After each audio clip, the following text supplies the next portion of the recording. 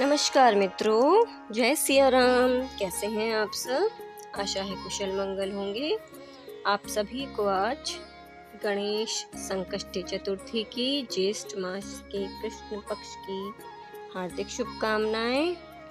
आज के दिन भगवान गणेश के एक दंत स्वरूप का पूजन किया जाता है। चलिए श्री गणेश का नाम आरंभ करके इस कथा का आरंभ करते हैं।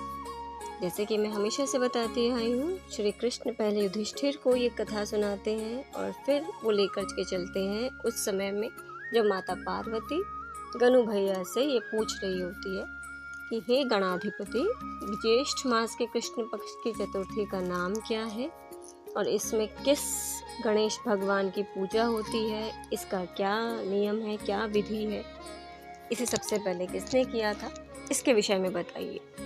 तब गणेश जी कहते हैं कि माता, इस गणेश चतुर्थी ज्येष्ठ मास के कृष्ण पक्ष की चतुर्थी को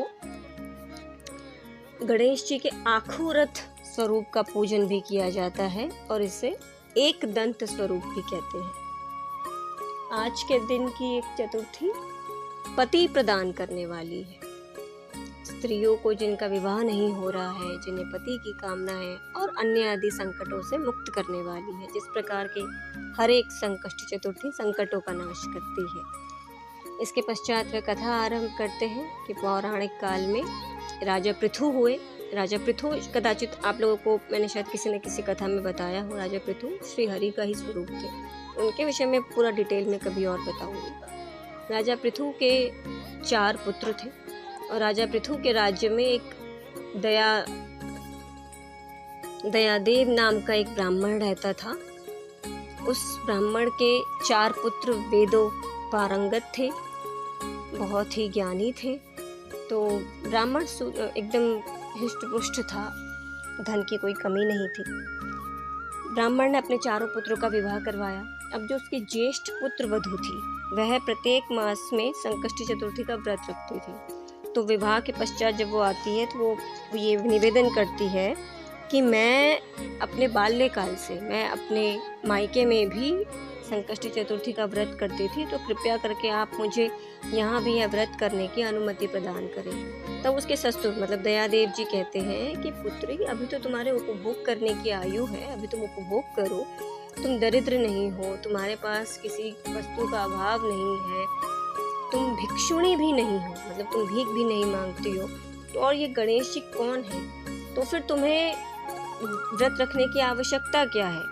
साधारणतः अब मैं यहाँ एक बात कहना चाहूँगी, 90% से ऊपर लोग लगभग जितने भी व्रत इत्यादि करते हैं वो सब के सब किसी न किसी कामना से करते हैं। इसलिए जब भी लोग कोई ना कोई व्रत रखते हैं, लोगों को लगता है कोई ना कोई मनोकामना है, कोई ना कोई इच्छा है, इसलिए करते हैं। प्रेम से व्रत रखने वाले आपको बहुत ही कम मिलेंगे और प्रभु को वैसे तो प्रेम प्रिय होता है, पर हाँ आपको मनोकामना सिद्ध होती है, बिल्कुल होती है। कथा को आगे बढ़ाते हैं। इसके पश्चात अब उसकी सांस भी धीरे धीरे करके उसका ये व्रत छुड़वा देती है, मतलब उसको करने ही नहीं देते। समय व्यतीत होता रहता है।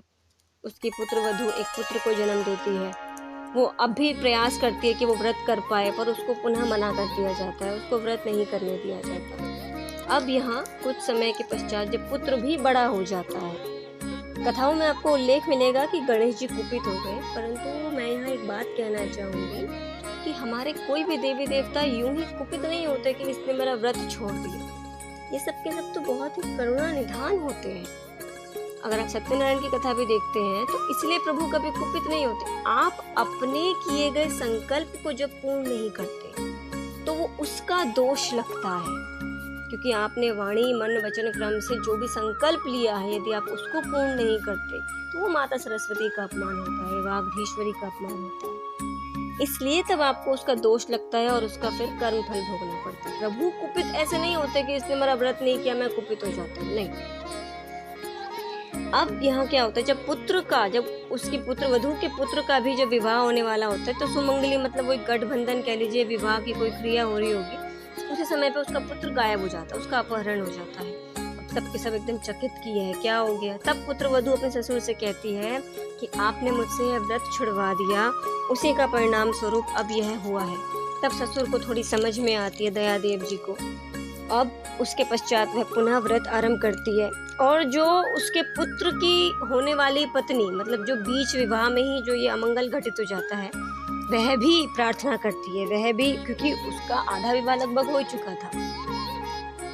उसके पश्चात जब यह पुनः यह व्रत करती है, अनुष्ठान इत्यादि करती है, इसके पश्चात एक वृद्ध ब्राह्मण उनके नगर में आता है और उसके पश्चात फिर वो उनकी सेवा करती है, उन्हें भोजन इत्यादि, वस्त्र, उसके पश्चात पादुकाएं, पद प्रक्षालन, ये सब करके जब उनकी सेवा से वो संतुष्ट हो जाते हैं तब वो प्रकट होते, कहते हैं, तब वो गणेश जी स्वरूप, वो वृद्ध ब्राह्मण गणेश जी का रूप थे।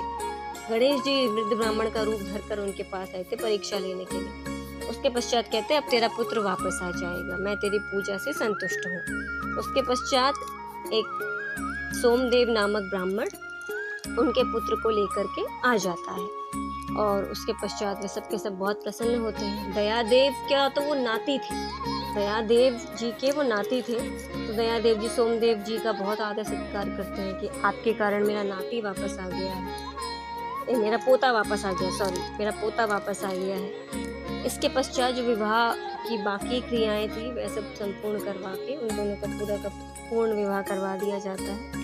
इसके पश्चात से उसकी पुत्रवधू भी, मतलब पुत्रवधू की पुत्रवधू भी इस व्रत को करना आरंभ कर देती है। इसलिए इसको पति प्रदायिनी व्रत कहा जाता है, क्योंकि उसके पति की कामना और उसके पुत्र की कामना। इस प्रकार से युधिष्ठिर को भी जो श्री कृष्ण बता रहे होते हैं, तो कहते हैं, यदि आप भी इस व्रत को करते हैं तो आपके शत्रुओं का नाश होगा, आपके शत्रुओं पर आपकी विजय प्राप्त होगी। तो युधिष्ठिर भी इस व्रत को करते हैं और उसके पश्चात उन्हें भी अपने शत्रुओं पर विजय प्राप्त होती है। तो ये थी ज्येष्ठ मास के कृष्ण पक्ष की संकष्ट चतुर्थी की कथा। आशा है आप सबको अच्छी लगी होगी। आप सब भी यह व्रत कीजिए प्रभु की कृपा प्राप्त करने हेतु। श्री गणेशाय नमः। जय श्री